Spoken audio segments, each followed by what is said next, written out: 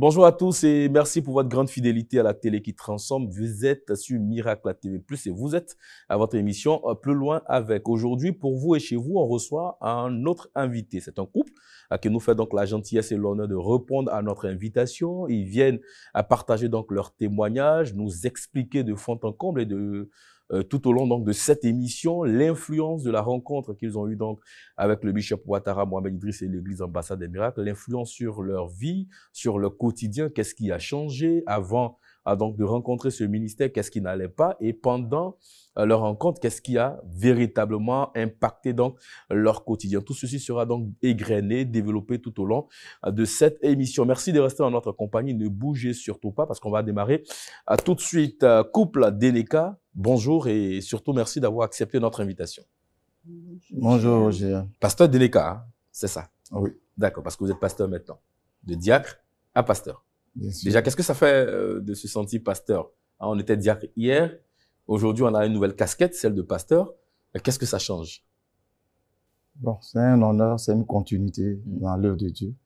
C'est seulement que la responsabilité est devenue plus grande, c'est tout. C'est ça. D'accord, très bien. Dites-nous, comment se fait votre rencontre avec le ministère donc, de l'homme de Dieu, Bishop Ouattara Mohamed Idriss? Moi, je savais qu'il existait son ministère depuis sa jeunesse. D'accord.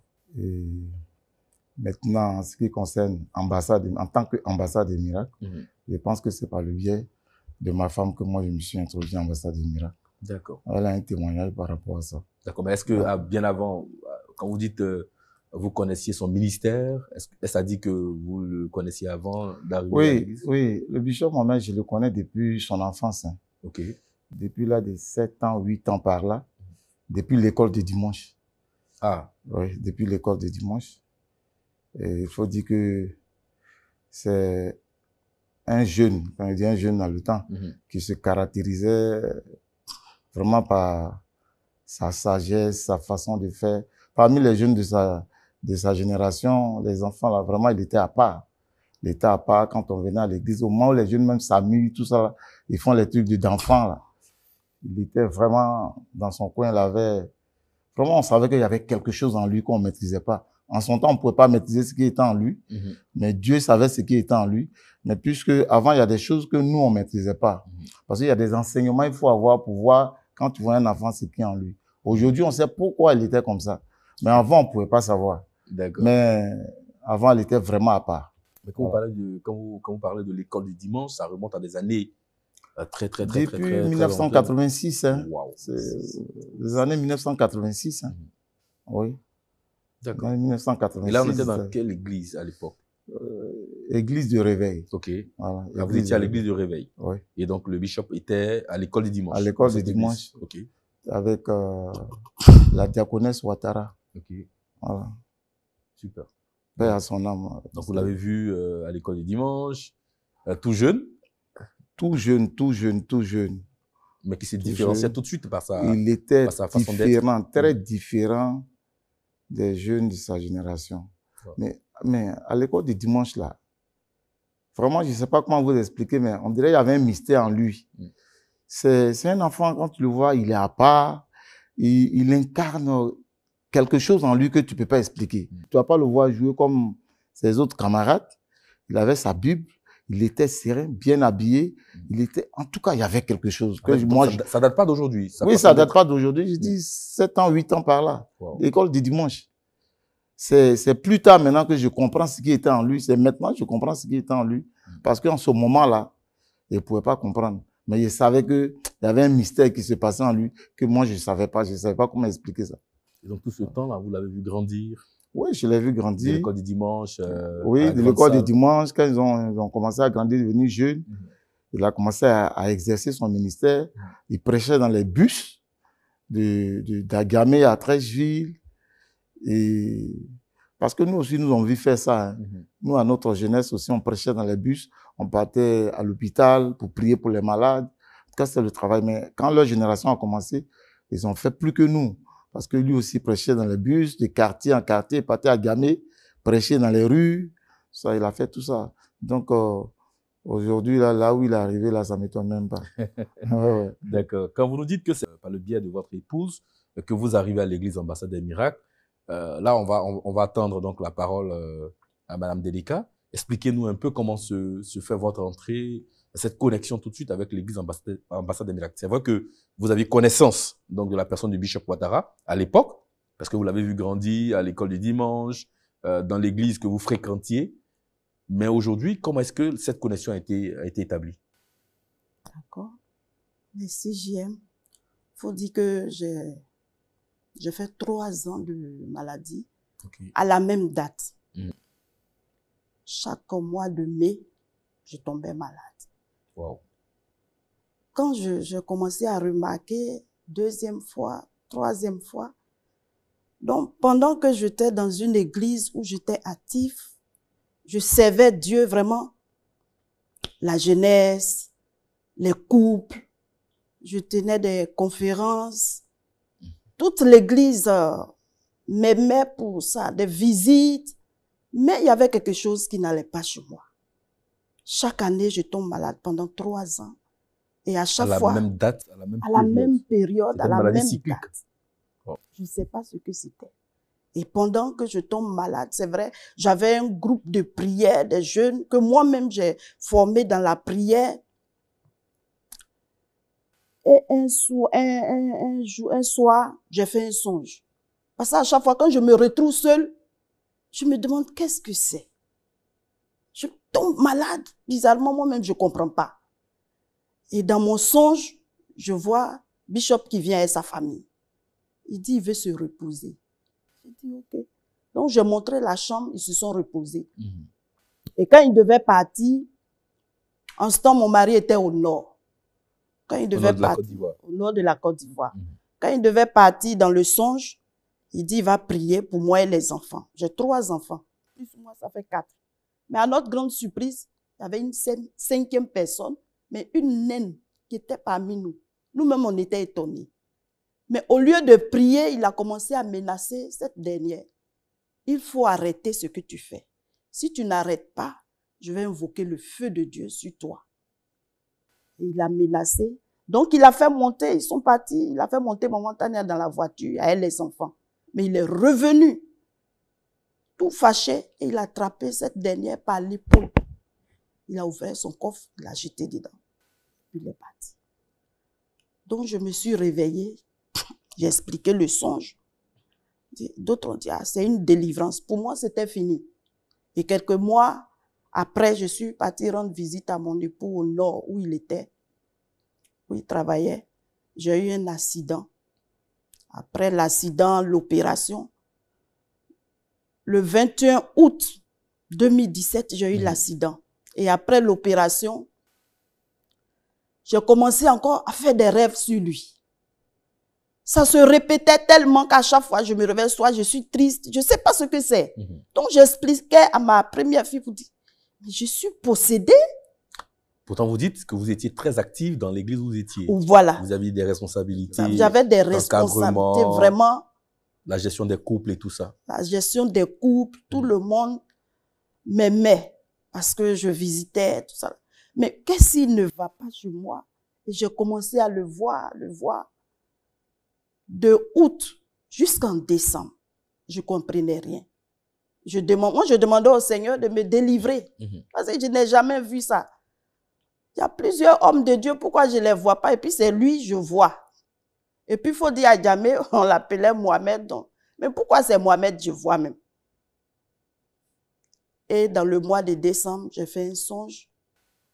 On est toujours dans la même année 2017. 2017, j'ai fait un songe où dans le songe, j'ai une sœur que j'ai vue il y a longtemps. Mais dans le songe, elle est venue avec ses bagages. Et j'ai pris mes bagages. Pendant qu'on partait, on est arrivé devant l'église Ambassade des Miracles. Il y avait un séminaire. Elle était là, elle tournait. Moi, j'ai déposé mes bagages à elle, les femmes qui avaient des enfants devant là. Donc, un coup, elle m'a dit, mais je t'attends depuis, tu ne veux pas rentrer. Je te laisse, si tu es prête, tu vas rentrer. Et elle est rentrée. Donc, les gens me dépassaient, ils rentraient dans le songe. Au moment où je voulais rentrer, il y a une voix qui dit, est-ce que l'église n'est pas remplie? Donc, je regardais avec mes bagages en main. Et il y a quelqu'un qui m'a dit, voilà ta place, va t'asseoir. Donc, je suis rentrée, je suis assise. Je me suis réveillée dans du songe. Je dis, aïe, mais c'est quelle histoire qui fait des mois? D'accord? Je me couche encore et c'était dans un grand stade. Il y avait une grande évangélisation. Papa venait. Je ne sais pas comment, de ma place, il m'a attrapé. Il dit, mais toi, je t'ai acheté un beau pagne. Après, quand je me suis réveillée, j'étais assise sur mon lit. J'ai dit, Seigneur, si tu veux que j'aille prier ambassade des miracles, j'accepte. Si c'est pour ça, depuis août, je ne peux pas dormir, j'accepte, il n'y a pas de problème. Mais je te demande deux choses. Moi, je ne peux pas aller chercher l'église là. Moi, je ne peux pas aller chercher l'église là. Permets que je le croise. Je fais le rêve, je crois, mercredi, jeudi. Et deuxième chose, mon mari et moi, il y a longtemps, permet aussi que quand je vais lui dire, qu'il puisse accepter. Si je vois ces deux signes-là, c'est que c'est toi qui m'emmène là. Parce qu'à l'époque, également, votre époux était vous étiez tous dans la même église. Oui. Il avait aussi des responsabilités, là où il était. Voilà. Donc, j'ai un fils. Parce qu'il faut dire ça aussi. Un fils qui avait son église, à qui j'ai expliqué, qui m'a donné un conseil clé. Il m'a dit, maman, il pouvait me dire, viens dans mon église. Il faut laisser tout ça là. Mais il m'a dit, maman, Dieu là, quand il parle là, le service, on n'accepte pas avant, ni après. Il est temps pour toi. Fais tout pour croiser ton fils. Parce que je vois que c'est un appel. Donc, j'ai fait ce rêve-là, ces deux rêves-là, je crois mercredi, jeudi, et j'ai un fils qui était pasteur à l'ambassade des miracles qui m'appelle vers le soir. Maman, fais tout pour être là parce que Bishop arrive dans la famille, tu es la seule chrétienne. Donc, avec mes béquilles, pour me déplacer, ce n'était pas facile. À cause de l'accident que vous aviez. À cause de l'accident depuis août. J'étais sur des béquilles. Et les enfants m'ont accompagné. Là, on a quitté le rêve. Oui, on est dans la réalité. C'était la réalité. Donc, quand j'ai eu le rêve. Vous avez eu un rêve où vous avez, à force de voir le bishop constamment dans vos rêves, vous vous dites, bon, écoute Seigneur, quel est le message que tu veux me véhiculer? Oui. Donc, je veux deux signes. Moi, je ne veux pas promener les regards partout pour le chercher. Permets-moi de le rencontrer de visu. Ça, c'est le premier signe. Oui. Le second, quand j'en parlerai à mon époux, à votre époux, donc au pasteur Deneka, qu'il accepte tout de suite que vous puissiez partir ensemble à l'église ambassade des miracles. Voici les deux signes que vous avez demandés. Et quelques jours plus tard, votre fils, votre neveu. C'était même pas des jours, hein, je crois, le soir. Vers l'après-midi. Voilà. La soirée du même jour, vous avez votre neveu qui était pasteur à l'église ambassade des miracles, qui vous appelle et qui vous dit, venez à la maison aujourd'hui. Venez à la maison, aux funérailles de ma maman, parce que Bishop arrive. Wow. Et dans la famille, tu es la seule chrétienne qu'on connaît. Wow. Donc, ces enfants ont fait tout pour me déplacer avec mes béquilles. Et je suis partie à cette réunion en famille. Wow. C'est là, Bishop est arrivé. Quand il m'a vu, il dit, tu as eu quoi? Je dis, un accident. Il dit, bon, après tout ça là, je vais prier pour toi. Je dis, ok. Et deuxième signe. À cet instant précis, qu'est-ce que vous vous dites? Puisque le Seigneur vient d'exaucer là l'un de vos vœux. Oui, je dis que le Seigneur a commencé. Le Seigneur a commencé parce que il y a un verset dans la Bible, je crois Jérémie 10, 23, qui me dit les pas de l'homme ne sont pas à son pouvoir. Lorsque tu marches, la direction ne t'appartient pas. Et ce verset m'a conduit. Donc, quand je croisais Bishop, j'ai dit, waouh. Donc, j'attendais papa maintenant pour l'informer. Et quand je l'ai informé, il n'a pas attendu. Sur place, il a appelé tous nos enfants. Il dit, à partir d'aujourd'hui, où maman va prier, vous partez prier avec elle. Si je suis à Abidjan, puisqu'il était en fonction au nord, c'est là-bas que je vais prier. Wow. Quand j'ai vu les deux signes, vous avez compris tout de suite ce que le Seigneur voulait. Ce que le Seigneur voulait. Et donc, vous vous rendez à l'église ambassade des miracles finalement? Oui, je me rends à l'église ambassade des miracles, puisque à partir de cette réunion-là, On était ensemble maintenant pour faire l'enterrement. Donc, à chaque fois, la levée, on était ensemble. Hey, papa, c'est ainsi que je lui ai donné rendez-vous. Et puis, je suis venue le croiser pour expliquer. Il a prié pour moi. Après cette prière, j'ai déposé les béquilles. J'ai commencé à marcher normalement. Sinon, les premiers protocoles m'ont vu quand je suis rentrée à l'ambassade des miracles. Quand la voiture gaze, c'était difficile pour que je descende. Les béquilles, les gens attendaient deuxième culte, premier culte, c'était vraiment compliqué. À l'époque, il faisait 4 cultes. Voilà. Donc, c'est comme ça. Et avec tout ce qui s'est passé, comment il m'a mis dans une famille, tout ça là, si je veux, en tout cas, rentrer dans tout, je voyais que c'était la voix de Dieu. Si. On comprend tout de suite qu'il y a eu un changement radical dans votre façon donc, de servir Dieu. Voilà. Mais vous dites quelque chose de très intéressant. Vous dites, quand vous n'étiez pas encore à l'église Ambassade des Miracles, il y avait une maladie à répétition, qui venait chaque mai d'une même année, et donc qui se répétait. Vous l'avez constaté au moins 3 fois dans votre vie, et c'était pratiquement à la période du mois de mai. Est-ce que depuis que vous êtes rentré à l'église Ambassade des Miracles, vous avez constaté en fait ces mêmes activités, ces mêmes actions dans votre vie? Non. Même ma dernière fille, elle me dit souvent, donc je tombe plus malade. Dieu de Bishop. Ouais. Parce que même on l'amène au camp de école de dimanche, les moniteurs m'appelaient. Où on était? Viens chercher ton enfant, ça va pas. Mais si ça va pas à l'église, où je vais avec mon enfant? On va revenir du côté cette fois-ci de votre époux, qui également va vous accompagner à l'église Ambassade des Miracles, va commencer à prier. Dites-nous, pasteur Deneka, quand vous êtes arrivé à l'église Ambassade des Miracles pour la première fois, qu'est-ce qui s'est passé? Qu'est-ce que vous avez ressenti? Qu'est-ce que vous avez remarqué? Qu'est-ce que vous avez vécu concrètement? La première fois que je suis venu à l'église, j'ai été frappé par l'enseignement. Il pressait ce jour-là sur les réclamations. Et vraiment, toutes les révélations qui étaient faites ce jour-là, j'ai été vraiment frappé. Et j'ai compris qu'il y avait des choses qu'on ne maîtrisait pas, malgré les années de vie chrétienne. Mais il y a certains aspects que je ne maîtrisais pas. Parce qu'on n'avait jamais été enseigné là-dessus.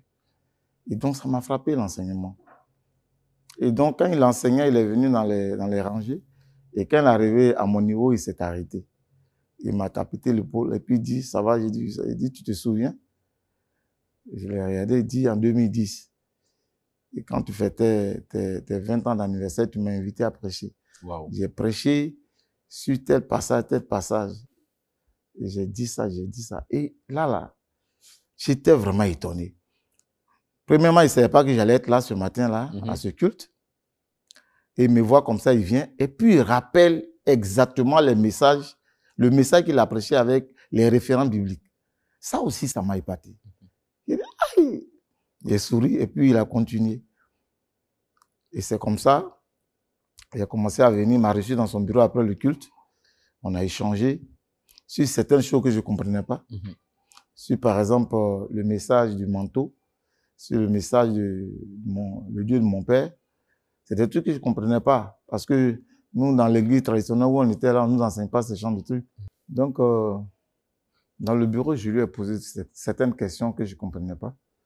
Sur le manteau, Dieu de mon père. Parce que c'était des thèmes qui sont à nos yeux, des nouvelles choses que je venais de découvrir. Et donc, il m'a expliqué avec les références bibliques, tout ça. Et donc, j'ai compris, mon esprit a été ouvert. Et depuis ce temps, je suis resté. Dieu nous bénit à travers son ministère aujourd'hui. Dieu a béni nos enfants.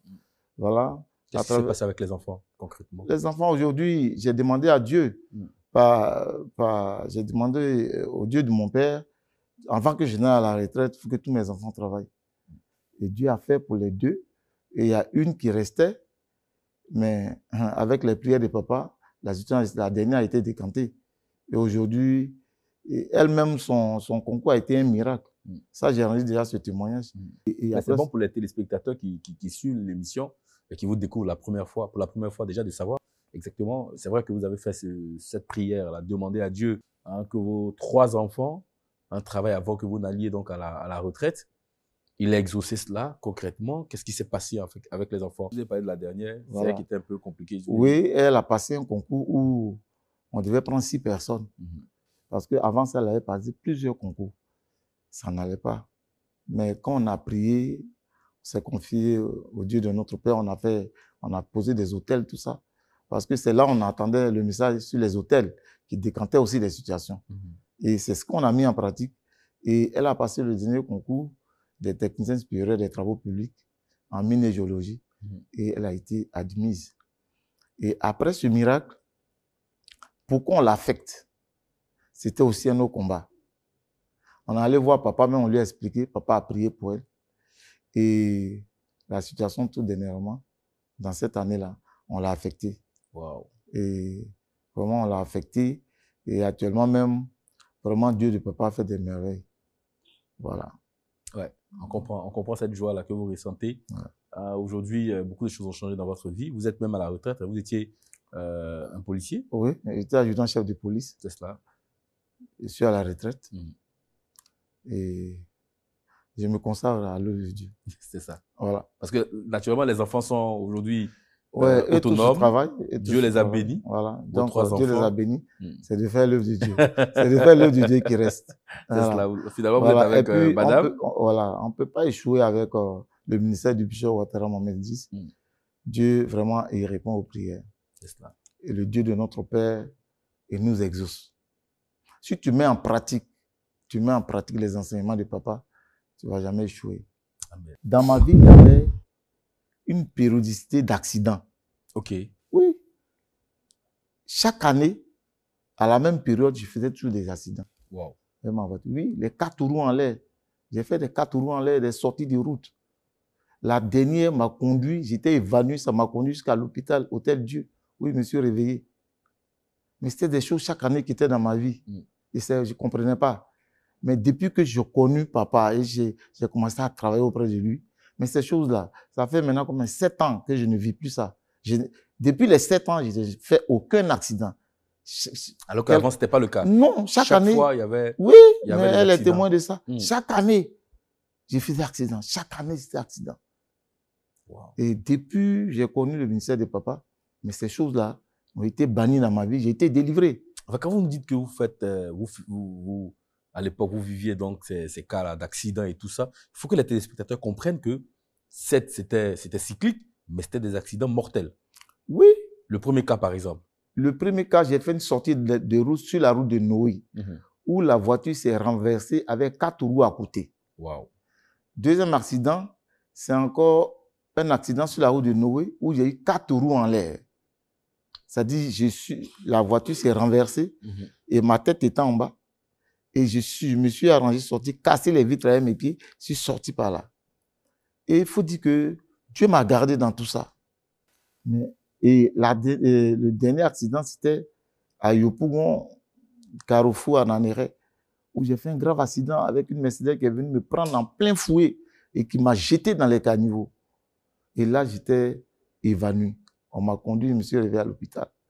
Mais depuis que je suis venu, et que papa a prié pour moi. Depuis 2017. Depuis 2017. Ces accidents, je n'en connais plus. Wow. Ouais, c'est un miracle. C'est vraiment un miracle. Pareil pour votre épouse également qui elle était tout le temps malade. Et puis il y avait notre dernière. Oui, qui tombait aussi malade périodiquement. Elle-même, jusqu'à présent, nous pose que ça. Ah, maman, je ne tombe plus malade depuis 7 ans. C'est que vraiment le Dieu de papa, là, vraiment il est fort. Le bishop, ça veut dire qu'il y a des choses qui nous ont quittés. C'est ça. Voilà. Des choses que vous ne maîtrisiez pas à l'époque. Oui. Quoique vous avez vu Mohamed grandir, oui. Le voir à l'école du dimanche aujourd'hui. Il y a une question qui, ma foi, paraît assez importante. Dites-moi, le Mohamed de l'école du dimanche, à celui que vous voyez aujourd'hui. Aujourd'hui, on constate que vous êtes à son service, vous travaillez avec lui. On sent une forme d'humilité quelque part. Est-ce que vous ne vous dites pas, bah écoute, ou bien vous auriez pu vous dire, voilà, je suis un ancien, j'ai pas besoin d'être à son service, mais c'est pas le cas. Non, j'aime. Celui qui fait ça, c'est qu'il n'a rien compris. Il y a même son moniteur, si je peux le dire, un de ses moniteurs qui m'a appelé de Londres pour dire, quand j'ai commenté les postes de papa un jour, où je l'appelais mon père, le bishop, le général, et il s'est offusqué, il m'a pris en ligne, m'a appelé pour dire, ah, mais toi, tu es d'une humilité légendaire. Hein. Il dit, comment ça? Il dit, mais moi-même, je suis moniteur de Mohamed. Toi, tu t'es nos choses. C'est toi qui appelles Mohamed père spirituel aujourd'hui. Il dit, oui, mais les voies de Dieu sont insondables. Je l'ai vu grandir, mais aujourd'hui, il est mon pasteur. C'est celui qui m'enseigne. C'est celui qui me conduit. C'est ça les choses de Dieu. Et moi, ça ne me gêne pas de travailler à côté de lui. Au contraire, j'apprends. Parce que l'alliance qu'il a avec Dieu, la révélation qu'il a avec Dieu, le ministère qu'il a avec Dieu, ce n'est pas le même ministère que moi j'ai. Tu peux avoir des années dans l'église sans comprendre. Dieu peut ne pas travailler avec toi comme il travaille à l'autre. Et puis, on n'est pas appelé de la même façon. Voilà. Donc, en travaillant à côté de lui, dans l'humilité, moi, Dieu me donne de comprendre des choses et il m'amène encore plus loin. Amen. Voilà. Amen. Madame Deneka, on revient vers vous. Si vous avez quelque chose à rajouter par rapport à tout ce que votre mari a dit ou certaines expériences que vous avez vécues donc, depuis votre entrée à l'église Ambassade des Miracles. Depuis qu'on est arrivé à l'église Ambassade des Miracles, d'abord, il faut dire qu'on a été bien reçus. Papa pouvait dire, je suis dans mon ministère, ceux-là c'est des anciens, c'est pour venir me déranger. Mais il nous a présentés à l'église Ambassade des Miracles au point où même le plus petit nous respecte. On est respecté grâce à lui et sa femme. Franchement, ça nous touche beaucoup. Ça nous touche. Continuons de courir pour le Seigneur toujours. Sans cela, les bénédictions viennent. C'est le plus grand secret. Bon, c'est ce que je trouve à dire. En tout cas, merci. L'humilité de papa nous a beaucoup touchés. Il continue de nous mettre en haut, de nous considérer et on bénit Dieu vraiment pour sa vie. Merci, Madame Deneka. Merci pour ce témoignage. On va conclure avec vous. Oui, je voudrais renchérir parce que là, l'idée même est venue quand elle a commencé à en parler. Il faut dire, quand nous sommes arrivés à l'ambassade des miracles, ce qui m'a plus frappé, c'est la question que tu as posée. Tu sais, nous, on a vu papa, comme tu le disais tout à l'heure. Mais papa nous a honorés, ambassade des miracles. Ça nous a vraiment touchés. Moi, personnellement, ce côté m'a touché, son humilité, ça m'a vraiment touché. Papa nous a honorés. Il nous a tellement honorés qu'on s'est senti chez nous. On s'est senti en famille. Voilà. Et moi, peut-être on peut appeler ça défaut. J'ai un défaut. Ça veut dire que quand je crois en une personne, je crois en son ministère, tout ce qu'on dira de lui, je suis avec la personne. Et il n'y a pas quelque chose qui peut aujourd'hui, nous sommes là, nous décourager ou bien nous détourner de la voie que nous avons choisie. Nous ne sommes pas venus à l'ambassade des miracles comme ça. C'est Dieu qui nous a envoyé son serviteur. Et quand tu sais que c'est Dieu qui t'a envoyé quelqu'un, quel que soit ce que vous pouvez voir, regardez là comment vous êtes venus. C'est ça le témoignage, c'est ça le fondement. Et là, papa, vraiment, c'est un homme, moi, vraiment, je leur dis merci, lui et maman Tania, pour l'accueil qu'ils nous ont réservé à l'ambassade des miracles, pour les prières dont nous avons bénéficié. Voilà. Et nous sommes là. Nous sommes à notre poste où ils nous ont mis.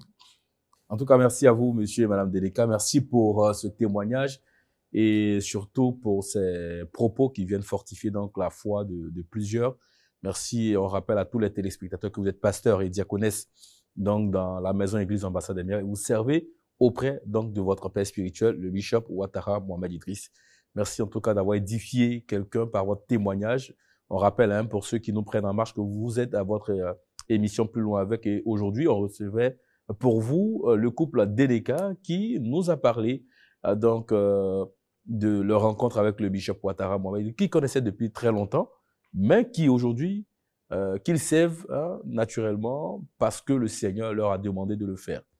Aujourd'hui, ils ont expérimenté des miracles, ils ont expérimenté des signes et des prodiges dans leur quotidien, dans leur famille, et cela pour la gloire de notre Seigneur Jésus-Christ. En tout cas, merci d'être resté en notre compagnie. N'oubliez surtout pas que vous êtes sur Miracle TV+, et vous faites toujours très bien de le faire. Au revoir.